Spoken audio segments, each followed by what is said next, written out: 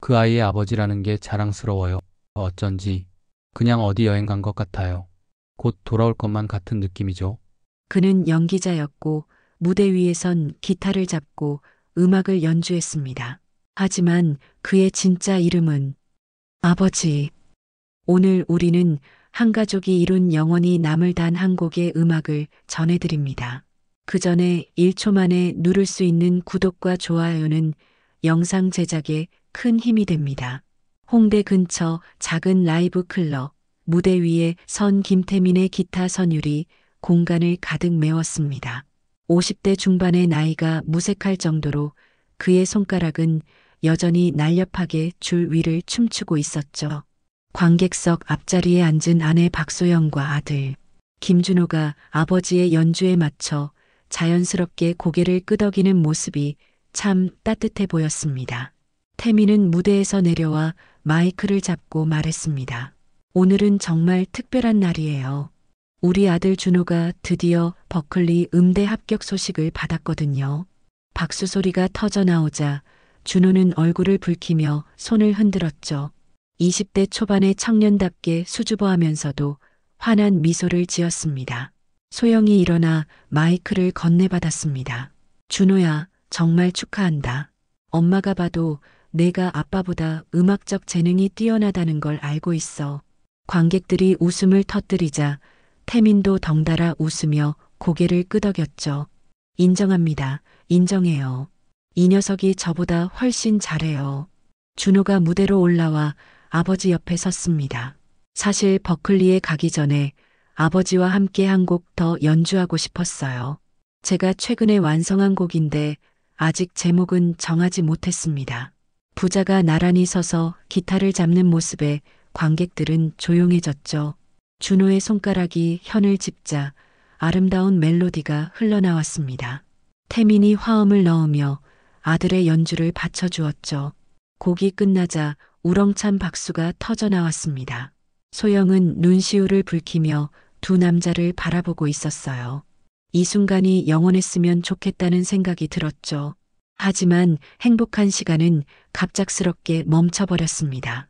연주가 끝나고 관객들과 인사를 나누던 중 소영이 갑자기 비틀거리며 의자에 주저앉았어요. 여보, 괜찮아? 태민이 급히 달려갔지만 소영은 이미 의식을 잃은 상태였습니다. 준호도 황급히 어머니 곁으로 달려왔죠. 엄마. 클럽 안이 순식간에 소란스러워졌습니다. 응급차가 도착할 때까지 태민은 소영의 손을 꽉 잡고 있었어요. 평소 건강했던 아내가 갑자기 쓰러진 이유를 알 수 없었죠. 준호는 아버지의 어깨에 손을 올리며 말했습니다. 아버지, 엄마는 괜찮을 거예요. 분명히 괜찮을 겁니다. 하지만 그의 목소리도 떨리고 있었어요. 병원으로 향하는 응급차 안에서 태민은 아내의 창백한 얼굴을 바라보며 생각했습니다. 방금까지만 해도 무대 위에서 웃고 있던 가족이었는데 순식간에 모든 것이 달라져 버렸죠. 준호는 어머니의 다른 손을 잡고 조용히 기도하고 있었습니다. 서울대병원 응급실의 차가운 형광등 불빛 아래 태민과 준호는 초조하게 의사를 기다리고 있었습니다. 시계 바늘이 새벽 2시를 가리키고 있었지만 잠은 오지 않았어요. 준호는 아버지의 손을 꽉 잡으며 말했습니다. 아버지, 엄마는 평소에 건강검진도 꼬박꼬박 받으셨잖아요. 분명 큰 문제는 아닐 거예요. 하지만 태민의 마음속에는 불안감이 점점 커져가고 있었죠. 소영이 최근 몇 달 동안 자주 피곤해했던 것, 가끔 가슴 부위를 만지작거렸던 것들이 하나씩 떠올랐습니다. 그때는 단순히 음악학원 운영 때문에 스트레스를 받는다고 생각했는데 혹시 다른 이유가 있었던 건 아닐까요? 담당 의사가 나타났을 때 부자의 얼굴에는 긴장감이 역력했습니다. 환자 보호자분이시죠? 의사의 표정이 심각해 보였어요. 일단 응급 상황은 벗어났습니다만 정밀 검사가 필요할 것 같습니다. 몇 가지 수치가 정상 범위를 벗어나 있어서요. 다음 날 오전 소영이 깨어났을 때 가장 먼저 한 말은 준호 버클리는 언제 가야 하지? 였습니다. 자신의 몸보다 아들 걱정을 먼저 하는 어머니의 모습에 준호는 눈물이 날 뻔했죠. 엄마, 그런 건 나중에 생각해요. 지금은 엄마 건강이 우선이에요. 일주일 후 나온 검사 결과는 가족 모두를 충격에 빠뜨렸습니다. 유방암 2기 단계, 다행히 초기였지만 즉시 치료가 필요한 상황이었어요. 소영은 의외로 침착했습니다. 다행이네요. 초기라니까 충분히 이겨낼 수 있을 거예요. 오히려 태민과 준호가 더 당황하고 있었죠. 태민은 그날부터 모든 스케줄을 취소했습니다. 예정되어 있던 드라마 촬영, 콘서트, 광고 촬영까지 모두 미루거나 포기했어요. 매니저가 걱정스러운 표정으로 말했습니다. 형님, 이렇게 갑자기 모든 걸 취소하면 업계에서 문제가 될 수 있어요. 하지만 태민의 대답은 단호했습니다. 지금 내게는 아내가 제일 중요해요. 나머지는 나중에 생각하겠습니다. 준호는 버클리 입학을 1년 미루기로 결정했습니다. 엄마 치료 끝날 때까지 옆에 있을 거예요. 하지만 소영과 태민은 강력히 반대했죠. 절대 안 돼. 내 인생을 포기할 순 없어. 소영의 목소리에는 단호함이 묻어 있었습니다. 엄마 때문에 내 꿈을 미룰 수는 없다. 항암 치료가 시작되었습니다. 소영의 아름다웠던 머리카락이 하나둘 빠지기 시작했고 얼굴은 점점 야위어 갔어요. 태민은 매일 병원에서 밤을 새우며 아내를 돌봤습니다. 준호는 학교와 병원을 오가며 어머니께 자신이 만든 음악을 들려드렸죠. 그로부터 6개월이 지났습니다. 소영의 수술이 성공적으로 끝났고 항암 치료도 예정대로 마무리되었어요. 의사는 웃으며 말했습니다. 정말 잘 이겨내셨네요.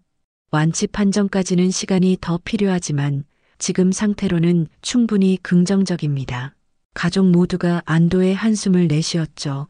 병원 복도에서 태민은 소영을 껴안으며 말했습니다. 정말 고생 많았어요. 이제 예전처럼 살 수 있을 거예요. 소영도 남편의 품에 안기며 눈물을 흘렸습니다. 우리 가족이 이렇게 단단하다는 걸 몰랐네요. 준호는 부모님을 바라보며 환하게 웃었어요. 이제 정말 버클리에 갈 수 있겠네요. 인천공항 출국장에서 태민과 소영은 준호의 손을 꽉 잡고 있었습니다. 1년을 미뤘던 버클리 입학이 드디어 현실이 되는 순간이었어요. 소영은 짧아진 머리에 예쁜 모자를 쓰고 있었는데 예전보다 더 밝은 미소를 짓고 있었습니다. 준호야, 엄마 걱정은 하지 말고 공부에만 집중해라. 이제 정말 괜찮으니까.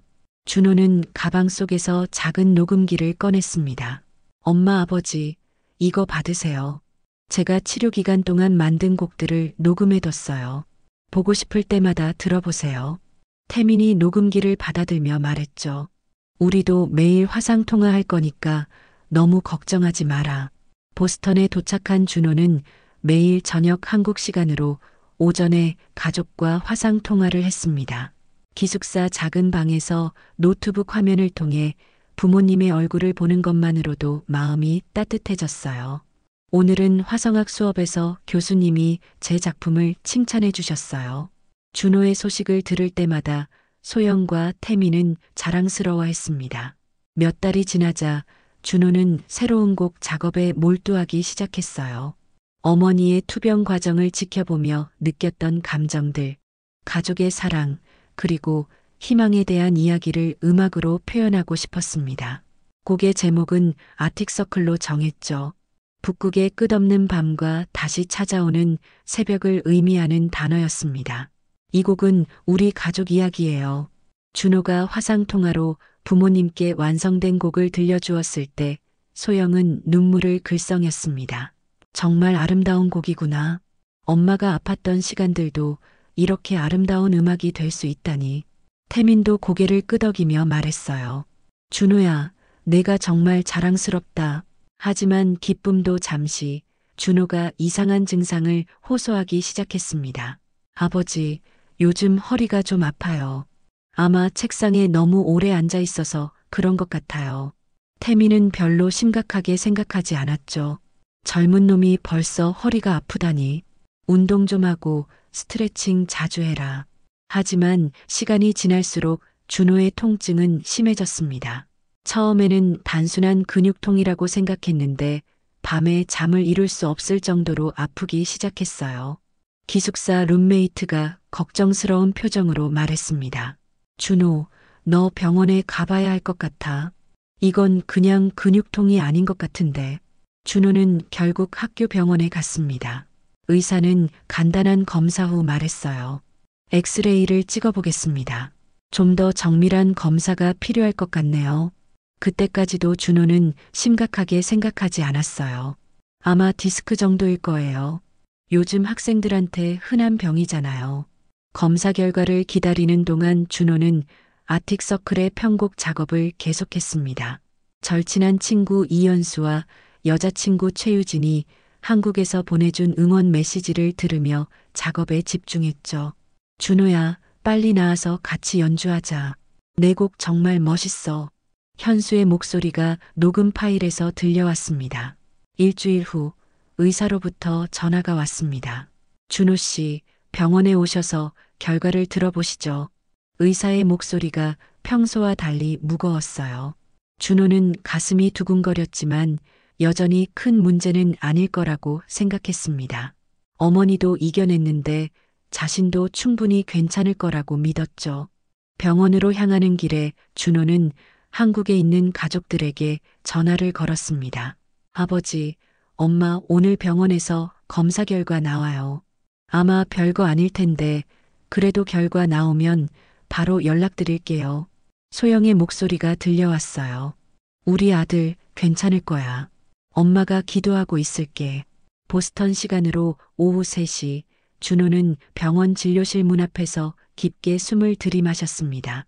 의사의 표정이 평소와 다르다는 것을 한눈에 알 수 있었어요. 준호 씨, 앉으세요. 검사 결과에 대해 말씀드려야 할 것이 있습니다. 의사는 엑스레이 필름을 꺼내며 조심스럽게 입을 열었죠. 척추에 종양이 발견되었습니다. 정확한 진단명은 척추 코드로마입니다. 의사의 말이 준호의 귀에 명확하게 들어왔지만 그 의미를 받아들이기까지는 시간이 필요했어요. 코드로마요? 처음 들어보는 이름인데요. 준호의 목소리는 떨리지 않았습니다. 오히려 침착했죠. 의사는 천천히 설명을 이어갔습니다. 매우 드문 종양이에요. 척추뼈에서 발생하는 악성 종양으로 즉시 치료가 필요합니다. 수술을 해야 하고 그 과정에서 척추신경에 손상이 갈 가능성이 높습니다. 준호는 고개를 끄덕이며 들었어요. 마치 다른 사람의 이야기를 듣는 것 같았습니다. 한국에 전화를 걸어야 한다는 생각이 들었지만 준호는 먼저 혼자만의 시간이 필요했습니다. 기숙사로 돌아와 책상 앞에 앉아 아틱서클 악보를 바라봤어요. 며칠 전까지만 해도 이 곡을 완성하는 것이 가장 큰 고민이었는데 이제는 모든 것이 달라져 버렸죠. 저녁 늦은 시간 드디어 한국에 전화를 걸었습니다. 태민이 받았어요. 준호야, 병원 결과 어땠어? 별거 아니었지? 아버지의 밝은 목소리를 들으니 가슴이 먹먹해졌습니다. 아버지, 엄마도 함께 들으세요. 중요한 얘기가 있어요. 소영이 전화기 앞으로 다가왔습니다. 우리 아들, 무슨 일이야? 준호는 잠시 침묵을 지키다가 담담하게 말했어요. 척추에 종양이 있다고 해요. 코드로마라는 병이래요. 수술을 해야 한대요. 전화기 너머로 아무 소리도 들리지 않았습니다. 태민의 목소리가 떨리며 들려왔어요. 준호야, 농담하는 거지? 그럴 리 없어. 하지만 준호의 차분한 설명을 들으며 현실을 받아들일 수밖에 없었죠. 의사 선생님이 즉시 수술을 해야 한다고 하셨어요. 그런데 수술 후에 다리를 쓰지 못할 가능성이 높다고 합니다. 소영이 울음을 터뜨렸습니다. 안 돼. 우리 아들한테 그런 일이 생길 리 없어. 하지만 준호는 오히려 부모를 위로했어요. 엄마, 울지 마세요. 저는 괜찮아요. 엄마도 이겨내셨잖아요. 저도 할 수 있을 거예요. 다음 날 새벽 비행기로 태민과 소영이 보스턴으로 향했습니다. 비행기 안에서 태민은 계속해서 자책했어요. 내가 아들을 혼자 보내서 이런 일이 생긴 거야. 소영은 남편의 손을 잡으며 말했습니다. 자책하지 마요. 지금은 준호를 도와주는 것만 생각해요.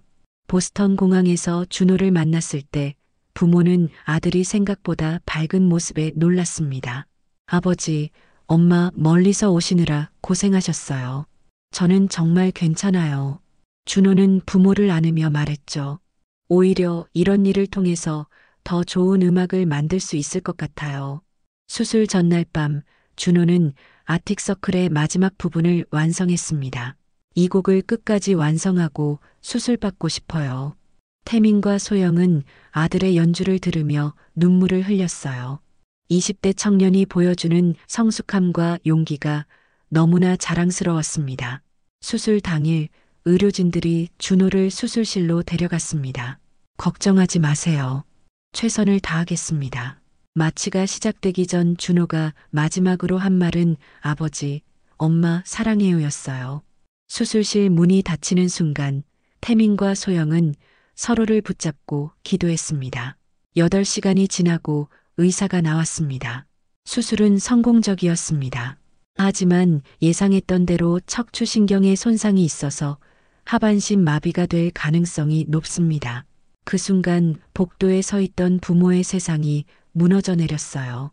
중환자실에서 깨어난 준호의 첫 마디는 다리에 감각이 없네요였습니다. 의사의 예상대로 하반신 완전마비 판정을 받았지만 준호의 표정에는 절망보다는 담담함이 스며 있었어요. 태민과 소영은 아들의 침대 곁에서 눈물을 흘리고 있었는데 오히려 준호가 부모를 위로하고 있었습니다. 아버지, 엄마 저 때문에 너무 슬퍼하지 마세요. 다리는 못 쓰지만 손은 멀쩡하잖아요. 준호는 자신의 두 손을 들어 보이며 웃었어요. 음악하는 데는 손이 더 중요하죠. 피아노도 치고 기타도 칠 수 있어요. 20살 청년이 보여주는 이런 모습에 간병사들까지 감동을 받았습니다. 재활병원으로 옮긴 후 준호는 적극적으로 치료에 임했습니다. 물리치료, 작업치료, 심리치료까지 모든 과정을 성실하게 따랐어요. 하지만 가장 힘든 순간은 피아노를 처음 만졌을 때였습니다. 손가락에 감각이 예전 같지 않아서 건반을 제대로 누르기 어려웠죠. 선생님, 손가락 감각이 많이 떨어진 것 같아요. 준호가 재활치료사에게 말했을 때 소영이 옆에서 제안했습니다. 준호야, 하모니카는 어때? 입으로 부는 거니까 내가 할 수 있을 거야. 어머니의 말에 준호의 눈이 반짝였어요. 맞아요. 하모니카면 할 수 있을 것 같아요. 태민이 다음날 음악상에서 하모니카를 사왔습니다. 준호가 처음으로 하모니카를 불었을 때 나온 소리는 완벽하지 않았지만 그 안에는 깊은 감정이 담겨 있었어요. 이거예요. 이거야말로 제가 지금 느끼는 감정을 표현할 수 있는 악기인 것 같아요. 한국에서 절친 이현수와 여자친구 최유진이 소식을 들었습니다. 현수는 즉시 휴학계를 내고 미국행 비행기표를 끊었어요. 준호 혼자 두고 볼 수 없어요. 제가 가서 도와드리겠습니다. 유진도 함께 가겠다고 했지만 현수가 먼저 가서 상황을 파악해 보기로 했죠. 현수가 보스턴에 도착했을 때 준호는 재활병원 음악실에서 하모니카를 연습하고 있었습니다. 야, 준호야. 현수의 목소리를 들은 준호는 휠체어를 돌려 친구를 바라봤어요. 현수야, 내가 여기까지 와주다니. 정말 고마워. 두 친구는 오랫동안 포옹했습니다. 그동안 만들어둔 아틱서클 들어볼래? 준호가 하모니카로 연주한 멜로디는 이전보다 더욱 깊고 애절했어요. 현수는 기타를 꺼내 화음을 넣어주었습니다.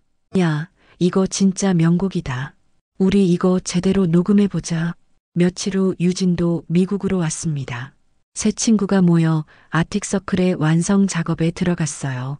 준호는 하모니카와 간단한 키보드 연주를, 현수는 기타를, 유진은 보컬을 맡았습니다.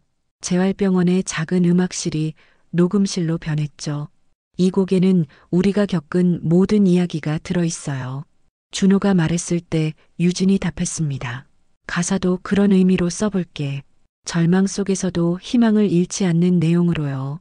현수도 고개를 끄덕였어요. 음악이 이렇게 치유의 힘이 있다는 걸 처음 알았어. 녹음 작업은 한 달 넘게 계속되었습니다. 준호의 컨디션에 따라 하루에 몇 시간씩만 작업할 수 있었지만 세 친구는 포기하지 않았어요. 태민과 소영도 가끔 녹음실에 들어와 아들과 친구들의 모습을 지켜봤습니다. 드디어 2024년 1월 3일 준호의 22번째 생일에 아틱서클이 완성되었습니다. 생일 선물로 이보다 좋은 게 있을까요? 준호는 환한 미소를 지으며 말했어요. 가족과 친구들이 모여 작은 생일 파티를 열었습니다. 케이크 위에 촛불을 끄며 준호가 소원을 빌었죠. 무슨 소원 빌었어? 유진이 물었을 때 준호는 잠시 생각하다가 답했습니다. 우리가 만든 이 음악이 많은 사람들에게 힘이 되었으면 좋겠다고 빌었어요. 그 순간 아무도 이것이 준호의 마지막 생일이 될 줄은 몰랐습니다. 이틀 후인 1월 5일 새벽 준호가 갑작스럽게 호흡곤란을 일으켰습니다. 간병사가 응급벨을 눌렀고 의료진이 달려왔지만 준호의 상태는 급격히 악화되고 있었어요. 태민과 소영이 급히 병실로 달려왔을 때 준호는 이미 의식을 잃은 상태였습니다. 중환자실 모니터에서 삐삐 소리가 울려 퍼지는 가운데 의료진이 분주하게 움직였습니다. 준호의 얼굴은 창백해져 있었지만 여전히 평안해 보였어요. 태민과 소영은 유리창 너머로 아들을 바라보며 기적을 기다렸습니다. 괜찮을 거야. 우리 준호는 강한 아이야. 소영이 중얼거렸지만 목소리는 떨리고 있었죠. 담당 의사가 나와서 설명했습니다. 종양이 갑자기 커지면서 호흡기관을 압박하고 있습니다. 최선을 다하고 있지만 의사의 말꼬리가 흐려졌어요. 현수와 유진도 복도에서 기다리고 있었습니다. 셋 다 아무 말 없이 서로를 바라보기만 했죠. 오후가 되자 준호가 잠깐 의식을 되찾았습니다. 산소 마스크 너머로 들리는 목소리는 힘이 없었지만 여전히 따뜻했어요. 아버지, 엄마, 제가 완성한 곡들 잘 부탁드려요. 태민이 아들의 손을 꽉 잡았습니다. 무슨 소리야? 내가 직접 연주해야지. 현수야, 유진아. 준호가 친구들을 불렀어요. 우리가 함께 만든 아틱서클, 정말 좋은 추억이었어. 고마워. 현수는 눈물을 참으며 답했습니다. 뭔 소리야, 우리 아직 할 일이 많이 남았는데. 유진도 고개를 끄덕이며 말했죠. 준호야, 우리 약속했잖아. 함께 무대에 서기로. 해가 지고 있었습니다. 준호는 마지막으로 부모님을 바라보며 말했어요. 아버지, 엄마, 저를 낳아주셔서 감사해요. 정말 행복한 삶이었어요. 소영이 아들의 이마에 입을 맞췄습니다. 우리 아들 정말 자랑스러워. 엄마 아빠도 행복했어. 준호의 눈이 천천히 감겼습니다. 모니터의 소리가 길게 이어지며 멈췄어요. 2024년 1월 5일 오후 6시 40분 준호는 가족과 친구들이 지켜보는 가운데 평화롭게 세상을 떠났습니다. 병실에는 조용한 침묵만이 흘렀죠. 장례는 조용히 치러졌습니다. 버클리 음대 동기들과 교수들, 그리고 한국에서 온 친척들이 참석했어요. 준호가 좋아했던 클래식 기타 선율이 장례식장에 은은하게 울려 퍼졌습니다. 태민은 조사에서 말했어요. 우리 준호는 짧은 생을 살았지만 그 안에 많은 사랑과 음악을 담아 살았습니다. 화장 후 유골함을 안고 김포공항에 도착했을 때 태민의 마음은 복잡했습니다. 1년 전에는 희망에 찬 아들을 배웅했는데 이제는 이렇게 돌아오게 되었죠. 소영은 내내 유골함을 품에 안고 있었어요. 우리 집으로 돌아가자, 준호야. 집에 도착해서 준호의 방에 들어갔을 때 모든 것이 그대로 남아 있었습니다. 책상 위의 악보들, 벽에 붙은 음악가들의 포스터, 그리고 미국에서 보내온 짐들까지요. 현수와 유진이 준호의 노트북을 가져다 주었어요. 이 안에 준호가 만든 곡들이 다 들어있어요. 노트북을 열었을 때 태민과 소영은 깜짝 놀랐습니다. 폴더 안에 수십 개의 음악 파일들이 정리되어 있었어요. 미완성 작품들, 아이디어 스케치, 감정 일기장 등으로 분류되었습니다. 각각의 파일에는 준호가 직접 쓴 메모가 달려 있었죠. 이 멜로디는 엄마가 아팠을 때 느꼈던 감정이에요. 아버지와 함께 연주했던 그날의 기억을 담았습니다. 현수와 유진에게 들려주고 싶었던 곡이에요. 하나하나의 메모를 읽을 때마다 가슴이 뭉클해졌어요. 준호가 마지막까지 음악을 통해 자신의 삶을 기록하고 있었던 거죠. 소영이 한 파일을 클릭했습니다. 부모님께 드리는 마지막 선물이라는 제목의 곡이었어요. 아직 완성되지 않은 멜로디였지만 그 안에 담긴 사랑이 고스란히 전해졌습니다. 이 아이가 우리를 얼마나 사랑했는지 알겠어요. 소영의 목소리가 떨렸어요. 태미는 책상에 앉아 준호의 작업 흔적들을 하나씩 살펴봤습니다. 악보에 적힌 작은 글씨들, 연필로 그어진 수정 표시들, 그리고 곡마다 적혀 있는 날짜들까지요. 이 모든 게 우리 아들의 시간이었구나. 태민이 중얼거렸을 때 갑자기 한 가지 결심이 섰습니다. 여보, 이 음악들을 세상에 알려야 할 것 같아요. 태민이 소영을 바라보며 말했죠. 준호가 마지막까지 음악을 만들었던 이유가 있을 거예요. 단순히 우리만 간직하기에는 너무 소중한 것들이에요. 소영도 고개를 끄덕였습니다. 그래요. 그게 준호가 원했던 일일 거예요. 현수와 유진을 불러 이야기했을 때 두 친구도 적극적으로 동의했어요. 저희도 도와드릴게요. 준호가 남긴 음악을 제대로 완성해서 많은 사람들에게 들려드리고 싶어요. 그렇게 준호의 음악을 세상에 전하는 프로젝트가 시작되었습니다.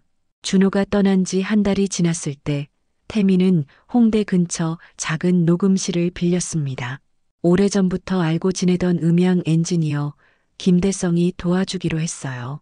형님, 정말 의미 있는 일이라고 생각해요. 준호 군의 음악을 들어보니 정말 재능이 뛰어났더라고요. 대성이 진심 어린 목소리로 말했습니다. 첫 번째 작업 회의에는 태민, 소영, 현수, 유진, 그리고 몇 명의 세션 뮤지션들이 참석했어요. 테이블 위에는 준호의 노트북과 수십 장의 악보가 펼쳐져 있었습니다. 우선 완성도가 높은 곡들부터 골라내 볼까요? 태민이 제안했을 때 현수가 손을 들었죠. 저는 이 곡을 추천하고 싶어요. 현수가 가리킨 파일의 제목은 엄마의 용기였습니다. 소영의 투병 과정을 지켜보며 준호가 만든 곡이었어요. 멜로디는 완성되어 있고 코드 진행도 거의 다 되어 있네요. 가사만 완성하면 될 것 같아요. 유진이 악보를 살펴보며 말했습니다. 이 곡은 제가 가사를 써볼게요. 준호가 평소에 어떤 마음으로 어머니를 바라봤는지 알고 있으니까요. 소영은 눈시울을 붉히며 고개를 끄덕였어요. 고마워, 유진아. 내가 써주는 가사라면 준호도 좋아할 거야. 작업이 본격적으로 시작되었습니다. 매일 오후 2시부터 밤 10시까지 녹음실에 모여 한 곡씩 완성해 나갔어요. 태미는 기타와 프로듀싱을, 소영은 피아노를, 현수는 기타를, 유진은 보컬을 맡았습니다. 준호가 없는 자리지만 그의 멜로디가 모든 것을 이어주고 있었죠. 처음에는 모든 것이 어색했습니다. 준호의 하모니카 소리 없이는 뭔가 빈 공간이 느껴졌어요. 하지만 시간이 지나면서 각자가 자신만의 방법으로 그 빈자리를 채워나가기 시작했습니다. 태미는 아들이 자주 사용했던 기타 주법을 연구해서 곡에 반영했어요. 이 부분에서 준호가 하모니카를 불었다면 어떤 느낌이었을까요? 소영이 피아노를 치다가 말했을 때 유진이 제안했습니다. 그 부분은 피아노로 하모니카 느낌을 내보시는 게 어떨까요? 준호가 자주 사용했던 기법이에요. 한 달이 지나자 5곡이 완성되었습니다. 엄마의 용기, 아버지의 기타, 친구들과의 약속, 아틱서클, 그리고 미완성된 편지였어요. 각각의 곡마다 준호의 삶의 한 페이지가 담겨 있었습니다. 녹음실에 모인 모든 사람들이 완성된 곡들을 들으며 눈물을 흘렸죠. 이제 앨범 제목을 정해야겠네요. 태민이 말했을 때 현수가 의견을 냈습니다. 부활은 어떨까요? 준호의 음악이 다시 살아나는 의미로요. 모두가 동의했어요. 영어 제목으로는 레저렉션 언드 리바이벌로 정했습니다. 부활과 회복이라는 뜻이었죠. 앨범 재킷 작업에는 준호가 평소 좋아했던 사진작가 친구가 도움을 주었습니다. 준호가 마지막으로 연주했던 하모니카와 그의 손글씨 악보를 배경으로 한 감성적인 디자인이었어요. 뒷면에는 준호가 직접 쓴 마지막 편지의 일부가 들어갔습니다. 앨범 발매를 앞두고 작은 시사회를 열었습니다. 준호의 대학 동기들, 음악 관계자들, 그리고 가족들이 모였어요. 첫 곡인 아틱서클이 흘러나올 때 모든 사람들이 조용히 들었습니다. 준호의 멜로디에 가족과 친구들의 연주가 더해진 완벽한 하모니였죠. 정말 아름다운 음악이네요. 한 음악 평론가가 말했습니다. 이 안에 담긴 사랑과 그리움이 고스란히 전해져요. 다른 참석자들도 비슷한 반응을 보였어요. 이런 음악을 들으면 삶의 소중함을 다시 한번 깨닫게 됩니다. 앨범이 발매되자 예상보다 큰 반응이 일었습니다. 소셜미디어에는 부활 앨범을 듣고 감동받았다는 글들이 쏟아졌어요.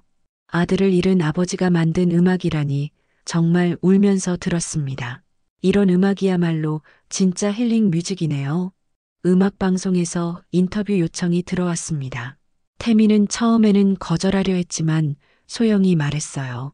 여보, 준호의 이야기를 더 많은 사람들에게 들려주는 것도 의미 있는 일이에요. 결국 가족이 함께 방송에 출연하기로 했습니다. 방송에서 태민은 담담하게 말했어요. 이 앨범은 단순히 추모 앨범이 아닙니다. 아들이 세상에 남기고 싶어 했던 메시지를 담은 작품이에요. 절망 속에서도 희망을 잃지 않고 사랑하는 사람들과 함께 이겨낼 수 있다는 이야기입니다. 앨범 수익금의 일부는 희귀질환 환자들을 돕는 데 사용하기로 했습니다. 준호가 원했던 일이에요. 소영이 말했죠. 음악으로 사람들에게 위로를 주고 실질적인 도움도 줄 수 있다면 그보다 좋은 일이 어디 있겠어요. 부활 앨범이 발매된 지 석 달이 지났을 때 태민에게 뜻밖의 제안이 들어왔습니다. 서울 올림픽 공원 콘서트홀에서 추모 콘서트를 열어보자는 것이었어요. 처음에는 부담스러워했지만 앨범을 듣고 감동받은 수많은 사람들의 요청을 받고 마음을 바꿨습니다. 준호의 음악을 더 많은 사람들과 나누는 것도 의미가 있겠네요. 콘서트 준비는 생각보다 복잡했습니다. 준호의 대학 동기들이 미국에서 나라와 함께 무대에 서겠다고 했고 국내 유명 뮤지션들도 참여하겠다고 자원했어요. 이렇게 많은 분들이 준호를 기억해 주시다니 정말 감사해요. 현수가 말했을 때 태민은 고개를 끄덕였습니다. 우리 아들이 정말 사랑받았구나. 콘서트 당일 1,500석 규모의 홀이 만석을 이뤘습니다. 객석에는 준호를 직접 알았던 사람들뿐만 아니라 앨범을 듣고 감동받은 일반인들도 많이 와 있었어요. 무대 중앙에는 준호의 사진과 그가 마지막까지 연주했던 하모니카가 놓여 있었습니다. 첫 번째 곡은 아틱서클이었습니다. 태민이 기타를 잡고 무대에 섰을 때 객석이 조용해졌어요. 이 곡은 제 아들 준호가 가장 사랑했던 곡입니다. 북극의 끝없는 밤과 다시 찾아오는 새벽을 의미하는 제목이죠. 태민의 설명 후 아름다운 선율이 홀 전체를 감쌌습니다. 소영이 피아노로 합류했고 현수와 유진도 무대에 올랐어요. 준호가 부재하지만 그의 멜로디가 모든 것을 하나로 연결하고 있었습니다. 객석에서는 여기저기서 흐느끼는 소리가 들렸죠. 음악이 주는 감동과 치유의 힘을 모든 사람이 느끼고 있었어요. 두 번째 곡 엄마의 용기가 시작되자 소영이 마이크를 잡았습니다. 이 곡은 제가 아팠을 때 준호가 저를 보며 느꼈던 감정을 담은 곡이에요. 아들이 어머니를 걱정하는 마음, 그리고 함께 이겨내고자 하는 의지가 담겨 있습니다. 소영의 목소리는 떨렸지만 힘이 있었어요. 중간 순서에서는 버클리 음대에서 온 준호의 동기들이 특별 무대를 선보였습니다. 준호는 저희에게 희망이었어요.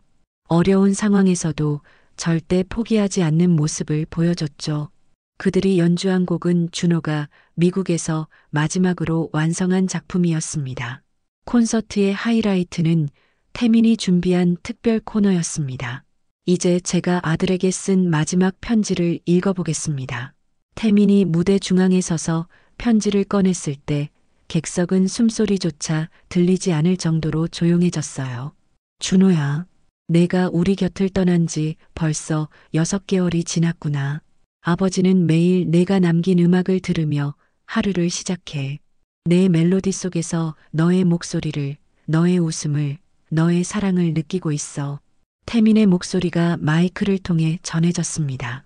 내가 마지막까지 음악을 포기하지 않았던 이유를 이제 알 것 같아. 음악은 단순한 예술이 아니라 사람과 사람을 이어주는 다리였구나. 내가 만든 이 다리를 통해 수많은 사람들이 위로받고 희망을 얻고 있어. 객석 곳곳에서 눈물을 훔치는 소리가 들렸어요. 편지 낭독이 끝나자 태민이 마지막 발언을 했습니다. 오늘 이 자리에 모인 모든 분들께 감사드려요. 그리고 하나 말씀드리고 싶은 것이 있습니다. 무대 뒤에서 대형 현수막이 내려왔어요. 준호음악 장학재단 설립이라는 글자가 크게 적혀 있었습니다. 오늘 콘서트 수익금과 앨범 판매 수익금의 일부로 장학재단을 설립하기로 했습니다. 음악을 꿈꾸지만 경제적으로 어려운 학생들을 도우려고 해요. 소영이 무대로 나와 남편 옆에 섰습니다. 이것이야말로 준호가 가장 원했던 일일 거예요. 콘서트의 마지막 곡은 관객 전체가 함께 부르는 아틱서클이었습니다. 태민이 기타를 치고 소영이 피아노를 연주하는 가운데 1,500명의 관객이 하나가 되어 준호의 멜로디를 따라 불렀어요. 그 순간 홀 전체가 하나의 거대한 악기가 된 것 같았습니다. 콘서트가 끝나고 로비에서 많은 사람들이 태민과 소영에게 다가와 감사 인사를 전했습니다. 정말 감동적인 공연이었어요. 준호 군의 음악이 이렇게 많은 사람들에게 힘을 주다니. 저도 어려운 시기를 보내고 있었는데 오늘 콘서트를 보고 다시 용기를 얻었어요. 집으로 돌아가는 길에 태민과 소영은 조용히 걸었습니다. 여보, 우리가 올바른 선택을 한 것 같아요. 소영이 말했을 때 태민이 답했어요. 그래요. 준호의 음악이 이렇게 많은 사람들에게 희망을 주다니 정말 자랑스러워요. 그날 밤 준호의 방에서 태민은 아들의 일기를 다시 읽어봤습니다. 마지막 페이지에 적힌 글귀가 눈에 들어왔어요. 음악은 죽지 않는다. 사랑도 죽지 않는다. 내가 만든 멜로디가 누군가의 마음을 따뜻하게 해준다면 그것으로 충분하다. 태민은 창문을 열고 밤하늘을 바라봤습니다. 준호야, 내 꿈이 이루어졌어. 내 음악이 정말 많은 사람들의 마음을 따뜻하게 해주고 있어. 바람이 불어와 커튼을 흔들었을 때 마치 준호가 대답하는 것 같았어요. 이제 태민은 배우가 아닌 음악으로 희망을 전하는 사람이 되었습니다. 매달 장학재단 학생들을 만나고 정기적으로 작은 콘서트를 열며 준호의 음악을 계속 들려주고 있어요. 슬픔은 여전하지만 그 슬픔이 더 큰 사랑으로 바뀌어 세상에 퍼져나가고 있습니다. 아들은 떠났지만 그가 남긴 멜로디는 오늘도 누군가의 귀에, 마음에, 그리고 삶 속에 살아 숨쉬고 있습니다. 가장 소중한 것은 우리가 사랑하는 사람들과 함께하는 지금, 이 순간이라는 것을 준호의 이야기는 오늘도 조용히 전해주고 있어요. 지금 이 순간 영상이 여러분의 마음의 멜로디가 되었다면 댓글로 남겨주세요. 감사합니다.